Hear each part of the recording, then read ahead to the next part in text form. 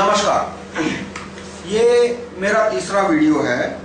मैं फिर से अपना संक्षिप्त परिचय देता हूँ। मेरा नाम है राहुल चिमन भाई मेहता और राइट टू रिकॉल ग्रुप की मैंने शुरुआत की है। राइट टू रिकॉल और MRCM RTI 2 आदि प्रस्तावित कानूनों के प्रचार के लिए मैंने 2-1 दिन पहले लोकपाल के संदर्भ में राइट टू रिकॉल लोकपाल क्यों जरूरी है उसके विषय में वीडियो मैंने YouTube पर रखा था। कुछ सवाल आए, इसलिए मैंने सोचा दोबारा एक वीडियो बनाया जाए और इसके संदर्भ में मैंने ये वीडियो बनाया है। तो पहले मैं राइट टू रिकॉल के बारे में आपको जानकारी दूंगा। राइट टू रिकॉल का अर्थ क्या होता है, सामान्य अर्थ।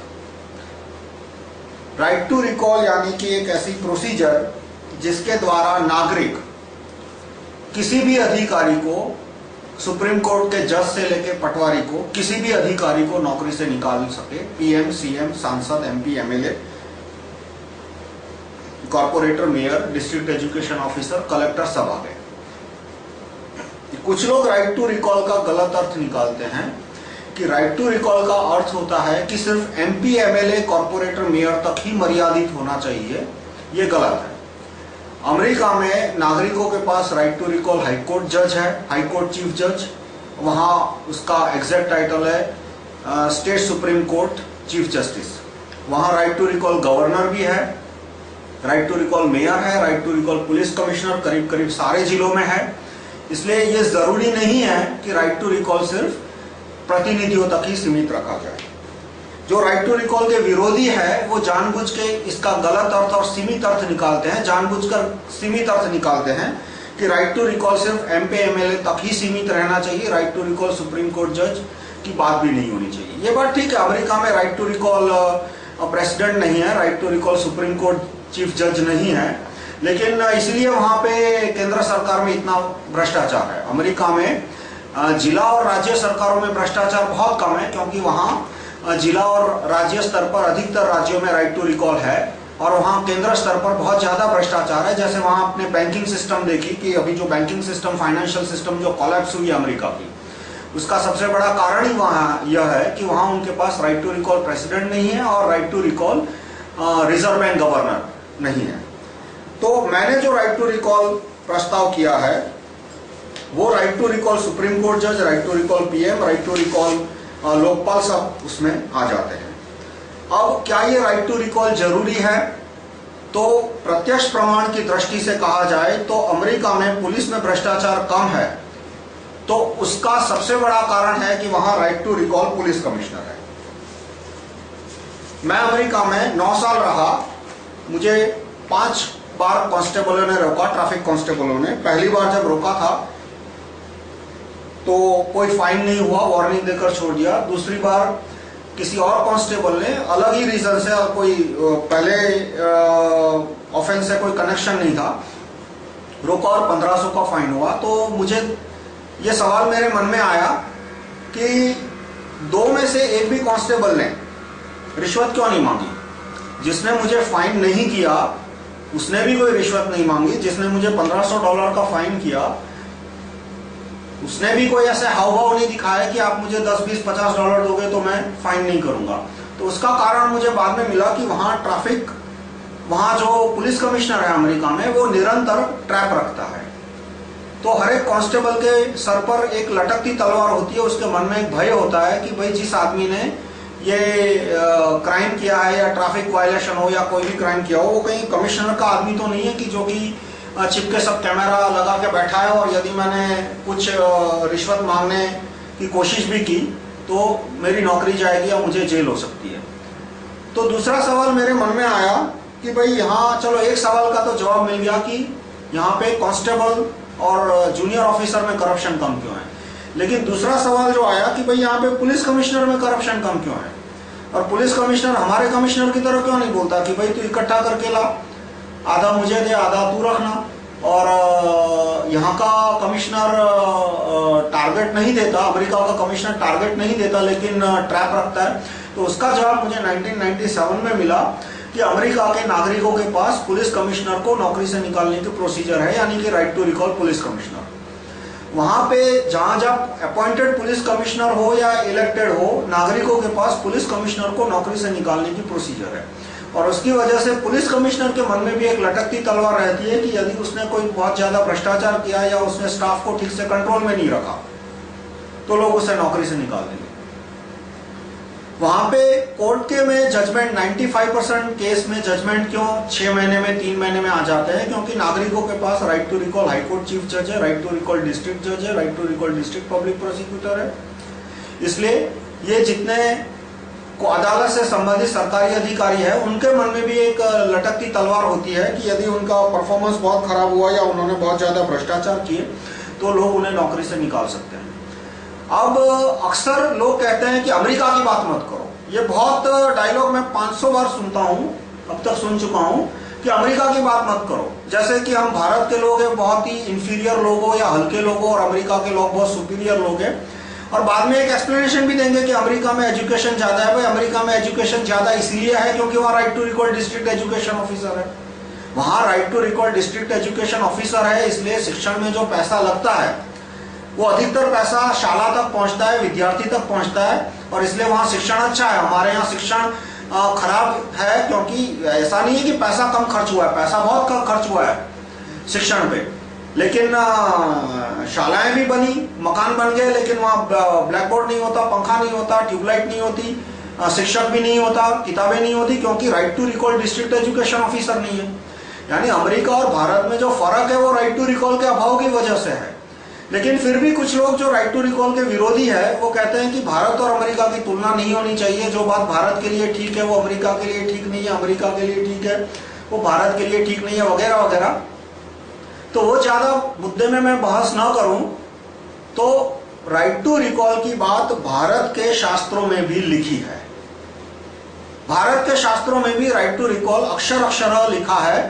सत्यार्थ प्रकाश दयानंद सरस्वती जी द्वारा लिखा गया महाग्रंथ, उसके 6ठे अध्याय राजधर्म, जिसमें उन्होंने सरकार के कर्तव्य, राजवर्ग के कर्तव्य, नागरिकों की सत्ताएं, उसके बारे में वर्णन किया है।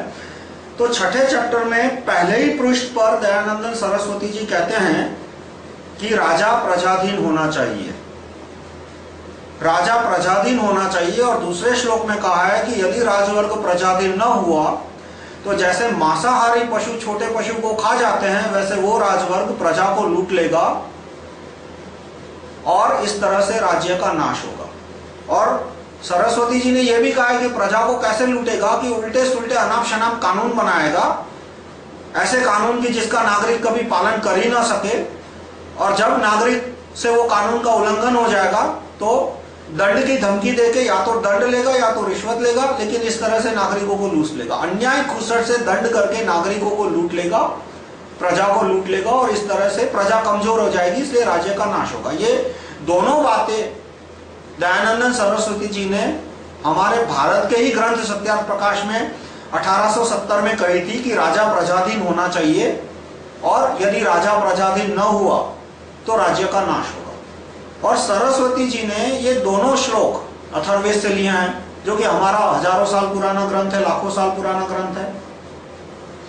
तो इस तरह से ये बात कहना कि राइट टू रिकॉल अमेरिका की बात है इसलिए भारत में हमें उसका जिक्र नहीं करना चाहिए, ये राइट टू रिकॉल के विरोधियों की एकदम गलत बात है।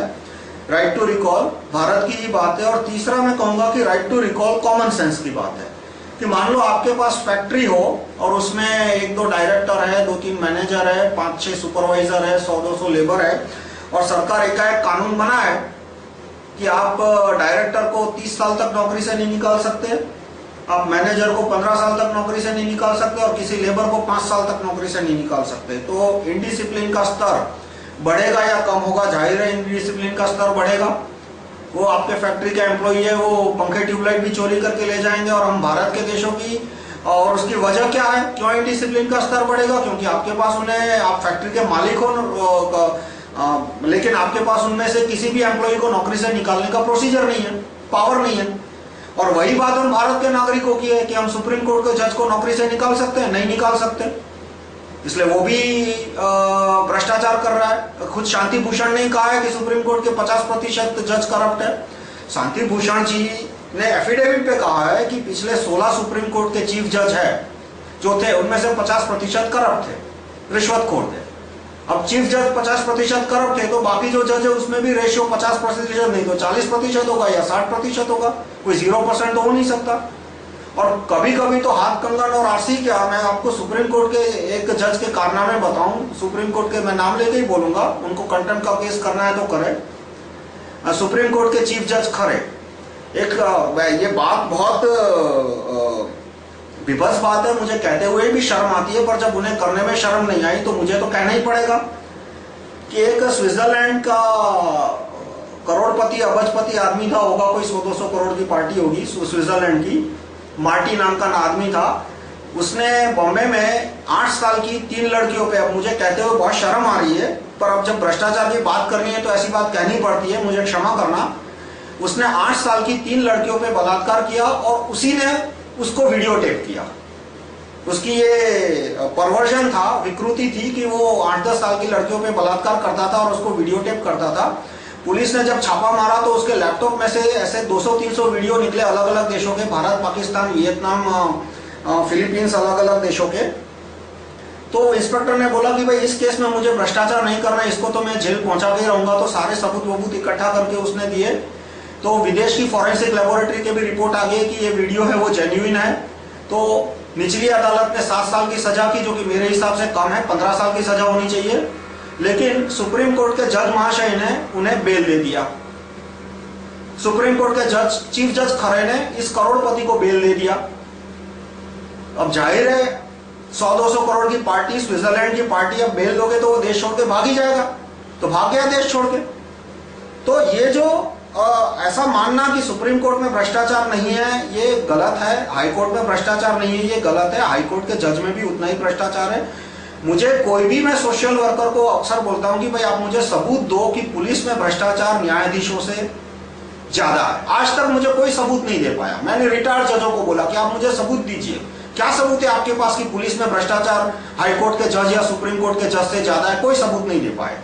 और फिर भी बोलते रहते हैं कि सुप्रीम कोर्ट के जज में एक पैसे का भ्रष्टाचार नहीं है, हाईकोर्ट के जज में एक पैसे का भ्रष्टाचार नहीं है। ठीक है, उनके भ्रष्टाचार करने के तरीके अलग होते हैं, वो अपने रिश्तेदार वकीलों के थ्रू रिश्वत लेते हैं, पैसा लेते हैं, पर वो तो तरीका अलग हुआ। बात तो घुमा फिरा के वही हुई, मैं अपने लेफ्ट हैंड से रिश्वत लूं या राइट हैंड से रिश्वत लूं, या राइट हैंड से नहीं लेफ्ट हैंड से लूं, और अपने दो रिश्तेदारों के द्वारा मैं रिश्वत लूं, पैसा लूं, बात तो घुमा फिरा के एक ही होती है। तो बात घुमा फिरा के एक ही जगह आती है कि हमारे नागरिकों के पास सुप्रीम कोर्ट के जज को नौकरी से निकालने का प्रोसीजर नहीं था, इसलिए सुप्रीम कोर्ट के जज ने यह हिम्मत की कि 8 साल की लड़कियों पे बलात्कार करने वाले को बेल दे दे। और पुलिस में, मिनिस्टरों में, मंत्रियों में, उसमें तो भ्रष्टाचार हम आए दिन देखते ही रहते हैं। तो इसके उपाय के लिए मैं पिछले 13 सालों से राइट टू रिकॉल के कानूनों का प्रचार कर रहा हूं। सफलता नहीं मिली वो अलग बात है, जितनी सफलता मिली वो ठीक है। अब धीरे धीरे इसका प्रचार हुआ। अब पिछले, आप सब जानते हैं, आज 15 अगस्त 2011 की तारीख है। जैसे कि आप सब जानते हैं कि पिछले 5-6 महीनों से लोकपाल का माहौल बहुत गर्म है। कोई भी अखबार देखो तो लोकपाल, कोई भी टीवी चैनल खोलो तो लोकपाल। तो लोकपाल के कानून के बारे में मैं इंडिया अगेंस्ट करप्शन के कार्यकर्ताओं से पिछले अक्टूबर 2010 से मैं उनके संपर्क में हूं। तो मैंने उनसे पूछा कि चलो आपका कानून तो ठीक है, मजबूत लोकपाल, एकदम हट्टा कट्टा लोकपाल, पहलवान लोकपाल आ गया, पर भाई वो खून वाला, दांत वाला लोकपाल, नाखून वाला लोकपाल आपको मिल गया, लेकिन वो लोकपाल हमारा ही गला दबोच ले तो, यानी कि लोकपाल खुद भ्रष्ट हो जाए तो कार्यकर्ताओं ने कहा कि भाई ये समस्या हो तो हमें भी रात को कभी कभी हमारी नींद उड़ा देती है कि लोकपाल भ्रष्ट हो गया तो जितना फायदा होना है वो तो दूर हो गया, 10 गुना घाटा हो जाएगा। तो फिर मैंने कहा कि देखो भाई, मैं तो एक ही उपाय जानता हूँ भ्रष्टाचार का, वो है राइट टू रिकॉल।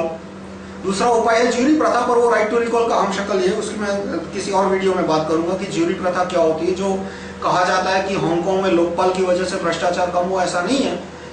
हांगकांग में ज्यूरी प्रथा थी, उसकी वजह से वहां पे भ्रष्टाचार कम हुआ। और जिन जिन देशों में ज्यूरी प्रथा नहीं है वहां लोकपाल की वजह से 1% भी भ्रष्टाचार कम नहीं हुआ, जैसे फिलीपींस, वहां लोकपाल है लेकिन भ्रष्टाचार लोकपाल के आने के बाद ऑर्गेनाइज हो गया थोड़ा बहुत और टॉप लेवल पे ऊपर से और बढ़ गया, वो बात की बात है। तो मैंने उनसे पूछा कि भाई लोकपाल भ्रष्ट हो जाएगा, लोकपाल भ्रष्ट नहीं हो जाएगा उसकी क्या आपको गारंटी है, मतलब आप खुद विश्वास करते हो? तो उन्होंने बोला कि नहीं, ऐसा तो अंधविश्वास हम किसी में नहीं रख सकते कि आदमी इतनी पावरफुल पोजीशन पे आ जाएगा, उसकी कैरियर के आखिरी 5-7 साल है, अभी तक उसने रिश्वत नहीं ली क्योंकि वो एक तरह का इन्वेस्टमेंट था। कभी कभी रिश्वत न लेना ब्यूरोक्रेसी के अंदर, जुडिशियरी के अंदर, मिनिस्ट्री के पॉलिटिक्स में रिश्वत न लेना एक प्रकार का इन्वेस्टमेंट होता है कि आदमी अपनी रेपुटेशन बनाता है और जब देखता है कि भाई अब तो रिटायरमेंट के सिर्फ 5-6 साल ही बचे हैं, 5 साल के बाद तो उसका कोई भाव नहीं पूछने वाला, तब वो अपना खाता शुरू करता है। तो ये बहुत देखा गया है। तो बहुत सारे कार्यकर्ताओं ने कहा नहीं, हमने तो ऐसे बहुत सारे अधिकारी देखे हैं कि 55 साल 56 साल की उम्र तक उन्होंने तो एक रिश्वत नहीं ली और जब आखिरी 5 साल बचे रिटायरमेंट होने के तब उन्होंने पूरे 30-35 साल की कैरियर का जो लॉस था उनका वो पूरा इंटरेस्ट के साथ वसूल लिया। तो मैंने बोला कि जब लोकपाल रिश्वतखोर हो जाएगा, वो टॉप की पोजीशन पे, इतनी पावरफुल पोजीशन पे है, तो देश को नुकसान होगा। और उन्होंने बोला कि हाँ भाई आप क्या उपाय बताते हो? मैंने बोला मैं तो एक ही उपाय जानता हूँ, मैंने दुनिया के जितने भी एडमिनिस्ट्रेशन स्टडी किए, फिर 3000 साल 4000 साल पहले का ग्रीस हो, आज का ग्रीस हो, अमेरिका हो, ब्रिटेन हो, 1000 साल पहले का ब्रिटेन, आज से 2000 साल 3000 साल पहले का भारत, जितना भी मैंने अध्ययन किया मुझे ये एक ही कानून मिला जो कि मुझे सटीक लगता है, वो है राइट टू रिकॉल। तो मैंने राइट टू रिकॉल लोकपाल का एक सेक्शन लिख के उन्हें दिसंबर 2010 में उन्होंने दिया कि ये सेक्शन होना चाहिए कि यदि लोकपाल भ्रष्ट हो जाता है तो प्रजा उसे बदल सके। तो फिर कुछ कार्यकर्ताओं ने मुझे बोला कि लोकपाल भ्रष्ट हो जाएगा तो सुप्रीम कोर्ट का जज उसे निकाल देगा। आप देखिए लोकपाल में सेक्शन 6 और या सेक्शन 7 है कि जिसमें सुप्रीम कोर्ट के जज के पास पावर है कि वो भ्रष्ट लोकपाल को नौकरी से निकाल दे। तो मैंने कहा भाई भ्रष्ट लोकपाल को तो सुप्रीम कोर्ट का जज तब निकालेगा जब लोकपाल इतना बेवकूफ होगा कि वो कोई सबूत छोड़ेगा। यदि मैं लोकपाल हूं और मैं कैमरे के सामने 2-5 लाख की रिश्वत लेता हूं तो चलो सुप्रीम कोर्ट का जज मुझे निकाल देगा, मेरे खिलाफ सबूत आ गया। यदि मैं इतना बेवकूफ हूं कि कोई मुझे 100 करोड़ की रिश्वत देता है और वो 100 करोड़ का कैश या चेक मैं स्टेट बैंक ऑफ इंडिया में अपने खाते में जमा करा दूं तो लोकपाल को निकाल देगा, सबूत मिल गया। लेकिन लोकपाल मान के चलो कि लोकपाल भ्रष्ट है और लेकिन थोड़ा अक्लमंद है, थोड़ा बुद्धिमान है और वो मॉरिशस की बैंक में खाता खुला के 100, 200, 500 करोड़ की रिश्वत लेता है। या तो लोकपाल का कोई रिश्तेदार है, बेटा है या भतीजा या भांजा है, वो प्रैक्टिस करता है, कंसल्टेंट की प्रैक्टिस है, वकील की प्रैक्टिस है, कोई भी कंसल्टिंग कंपनी है उसकी। अब लोकपाल का बेटा कोई झाड़ू पोछा थोड़ा लगाएगा, वो कुछ ना कुछ तो बिजनेस होगा ही उसका। तो वो अपने बेटे के थ्रू पैसा लेता है। उसने आंखों के इशारे में किसी मल्टीनेशनल कंपनी या बड़े कॉर्पोरेट को या किसी भ्रष्ट नेता अधिकारी को बोल दिया कि भाई तू ये मेरे बेटे को 100-200 करोड़ की कंसल्टिंग दिला दे। तो उसमें आप क्या सबूत ले जाओगे? ये कहोगे कि भाई उसके बेटे ने 20 करोड़ कमाया, 50 करोड़ कमाया, तो वो क्या कोई सबूत बनता है? तो इस तरह से लोकपाल का भ्रष्टाचार हमें दिख जाएगा, हम अनुभव भी करेंगे, महसूस भी करेंगे, पर कभी अदालत, कोर्ट क्वालिटी एविडेंस जिसे कहते हैं कि अदालत में रखा जा सके वैसा सबूत, वो नहीं मिल पाएगा। क्योंकि वो मॉरिशस के बैंक में 100 करोड़ रखा है तो कौन सा मॉरिशस का बैंक आपको खाते का स्टेटमेंट देता है? तो इसके लिए सुप्रीम कोर्ट और के जज है वो निकाल नहीं पाएंगे। और दूसरा कि सुप्रीम कोर्ट के जज खुद करप्ट है। आपके शांति भूषण ही जब कह रहे हैं, जो लोकपाल की कमेटी में है शांति भूषण जी, उन्होंने खुद एफिडेविट में कहा है कि सुप्रीम कोर्ट के पिछले जो 16 चीफ जस्टिस थे उनमें से 8 करप्ट थे। और जहां तक मैंने अखबार में ऐसा कुछ पढ़ा था कि उस एफिडेविट में आईएसी के दूसरे कार्यकर्ता भी अपना नाम जोड़ना चाहते थे। उन्होंने अपील, सुप्रीम कोर्ट जस्टिस को अपील की कि भाई हमारा नाम भी इस कंटेम्प्ट पिटीशन में, कंटेम्प्ट केस में डालिए, और सुप्रीम कोर्ट ने वो खारिज कर दी अपील। तो और उनको पूछना, मुझे पूछना कि आप सुप्रीम कोर्ट के वकीलों से ही पूछ लो, हाई कोर्ट के वकीलों से ही पूछ लो, और जो लोअर कोर्ट में है लोअर कोर्ट के वकीलों से पूछ लो कि भाई लोअर कोर्ट में कितना भ्रष्टाचार है, और लोअर कोर्ट में जितना भ्रष्टाचार है उससे ज्यादा हाई कोर्ट में और ज्यादा सुप्रीम कोर्ट में। वो तो दिखता नहीं है। अक्सर हम सोचते हैं कि भाई छोटे आदमी करप्ट है, क्योंकि वो ट्रैफिक कांस्टेबल है, बेचारा चौराहे पे खड़े होके ट्रैफिक में से कोई गया 20 रुपया लिया, 50 रुपया लिया, उसका करप्शन हमें दिख जाता है। कमिश्नर का करप्शन हमें दिखता नहीं, क्योंकि वो तो एयर कंडीशन कमरे में बैठ के पेटियां फूके लेता है। तो हम ये मान लेते हैं कि भाई छोटा आदमी है वो करप्ट है, बड़ा आदमी कर, ऐसा नहीं होता। जैसे जैसे आप ऊपर जाओगे किसी भी एडमिनिस्ट्रेशन में, जुडिशरी में, मिनिस्ट्री में, जैसे जैसे ऊपर आओगे करप्शन का मोडस ऑपरेंडी यानी कि रिश्वत लेने का तरीका बदलता है। बाकी करप्शन हमेशा बढ़ता जाता है, आदमियों का जो नैतिकता है वो हमेशा कम होती जाती है। जैसे जैसे आप किसी भी जगह पे ऊपर जाओगे नैतिकता का स्तर गिरता जाता है, भ्रष्टाचार का स्तर बढ़ता जाता है। टॉप का आदमी होता है वो हमेशा ज्यादा करप्ट होता है। तो ये बात कहना कि सुप्रीम कोर्ट के जज के पास लोकपाल को निकालने का पावर है, इसलिए लोकपाल करप्शन नहीं करेगा, मल्टीनेशनल कंपनियों की पैरवी नहीं करेगा, ये गलत बात है। और इसलिए राइट टू रिकॉल लोकपाल यानी प्रजा लोकपाल को निकाल सके। तो उन्होंने एक वैलिड क्वेश्चन पूछा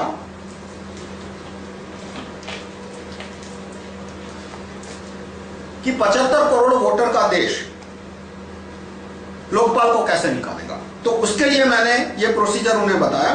पहला क्लॉज है कि भाई सिलेक्शन कमेटी 11 लोकपाल की अपॉइंटमेंट करती है, वो करे। उसमें मैंने कोई सुझाव मैंने बदलाने की जोर नहीं दिया, उसमें बदलाव करना चाहिए पर वो बात का मुद्दा है।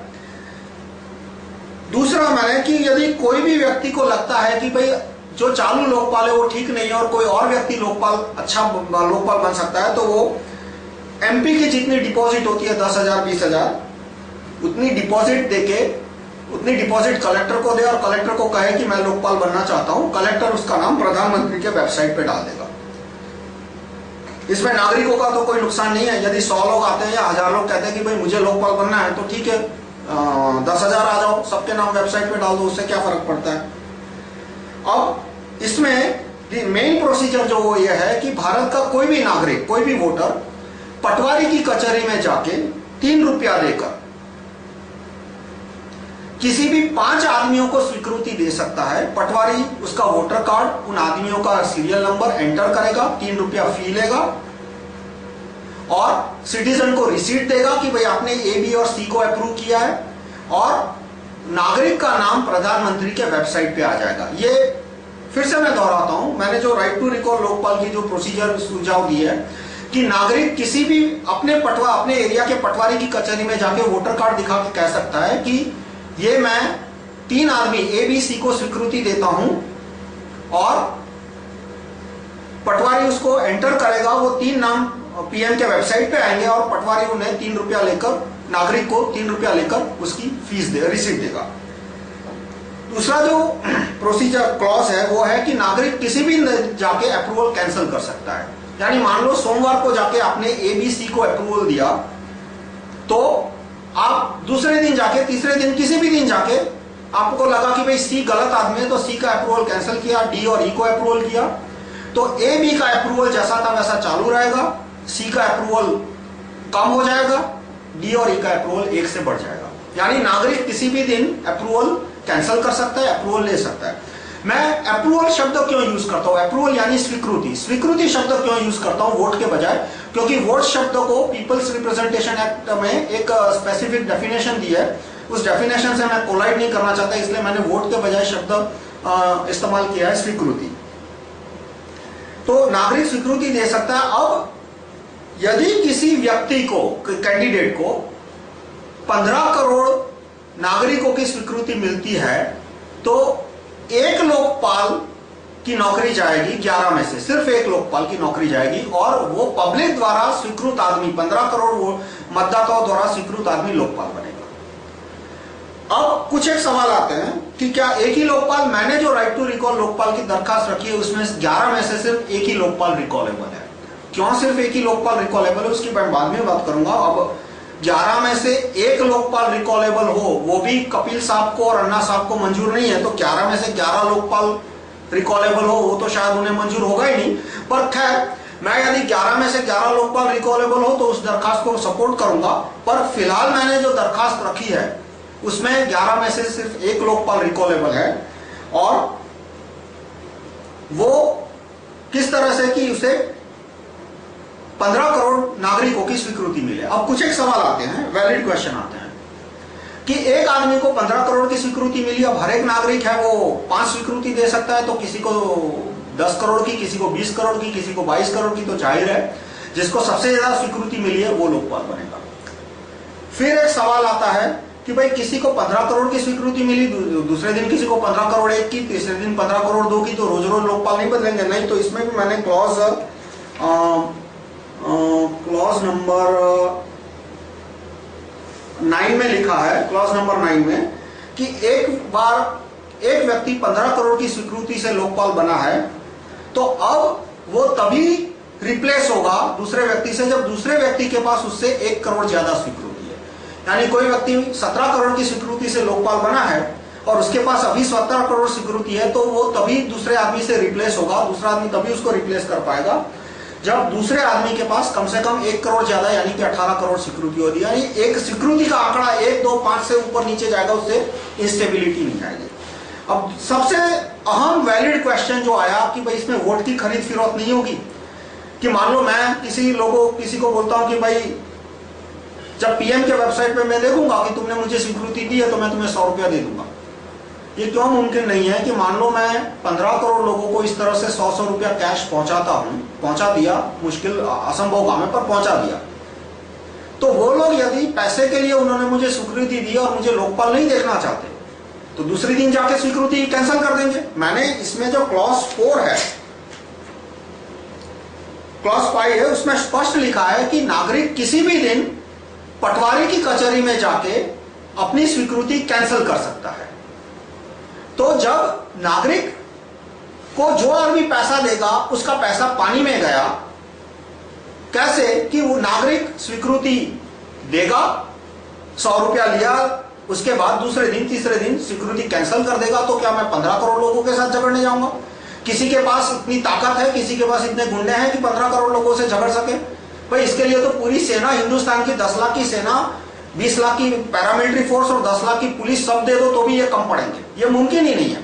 पहले तो 15 करोड़ आदमी को 100 रुपये कैश पहुंचाना नामुमकिन है, चेक पहुंचाना संभव है। मैं 15 या 50 करोड़ को 100 रुपए का चेक पहुंचा सकता हूं, पर मैं 15 करोड़ 100 रुपया कैश नहीं पहुंचा सकता हूं। जो मेरा बीच का नेटवर्क है वही मेरा पैसा खा जाएगा। फिर भी मान लो 15 करोड़ को 100 रुपये पहुंचा दिया तो रिश्वत से खरीदा हुआ जो वोट है वो दूसरे दिन कैंसिल हो जाएगा, वो कोई एसेट नहीं बन पाएगा, वो कोई मेरे सपोर्ट में काम नहीं आएगा।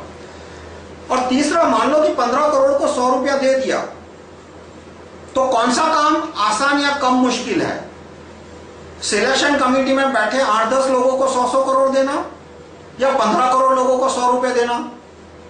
जो राइट टू रिकॉल लोकपाल के विरोधी है वो बार बार ये कहते हैं कि भाई ये आपकी प्रोसीजर है, उसमें तो कोई आदमी 15 करोड़ आदमियों को 100 रुपए देकर लोकपाल बन जाएगा। तो भाई आपकी सिलेक्शन कमेटी में जो 8 लोग हैं उनको कोई 100 करोड़ 150 करोड़ 200 करोड़ देके क्या लोकपाल नहीं बन सकता? तो क्या आप सिलेक्शन कमेटी में जितने बैठे उनका नार्को टेस्ट लेने वाले हो? सिलेक्शन प्रोसेस पूरी हो जाए उनके बाद पब्लिक में कि सबका पब्लिक में नार्को टेस्ट लो कि भाई किसी ने पैसे लेके तो लोकपाल की अपॉइंटमेंट नहीं किया ना, वो ऐसा मेरा कोई सजेशन भी नहीं है। पर जब आप 8 लोगों पे इतना भरोसा कर रहे हो, गुमान से कह रहे हो कि ये 8-10 लोग है वो रिश्वत लेके लोकपाल की अपॉइंटमेंट नहीं करेंगे, वो किसी लॉबी के प्रभाव में, कोई राडिया बाड़िया जैसी लॉबी के प्रभाव में आके लोकपाल अपॉइंटमेंट नहीं करेंगे, तो आप ये कहते हो कि 15 करोड़ लोग 100 रुपया देंगे और 100 रुपया लेने के बाद वो वोट चेंज नहीं करेंगे जबकि उनको कुछ लॉस नहीं है। जब यहां मैंने प्रोसीजर में स्पष्ट लिखा है कि कोई भी नागरिक किसी भी दिन जाके अप्रूवल कैंसिल कर सकता है, तो ये जो खरीद फिरोख्त की बात है यहां खत्म हो जाती है। तो जो 3-4 ऑब्जेक्शन थे उनके इंस्टेबिलिटी के, वो मैंने उसका जवाब दिया कि भाई इसमें वोट की खरीद फरोख्त होगी, उसका भी मैंने जवाब दिया। अब राइट टू रिकॉल लोकपाल पे कुछ और भी बातें करनी है, वो मेरा अगला वीडियो टेप है, अगले वीडियो टेप में मैं करूंगा। ये आधा घंटे की, YouTube में जो आधे घंटे की लिमिट होती है, इसलिए मैं इस वीडियो टेप को अभी समाप्त करता हूं। दूसरे वीडियो टेप में इसका कंटिन्यूएशन है। धन्यवाद।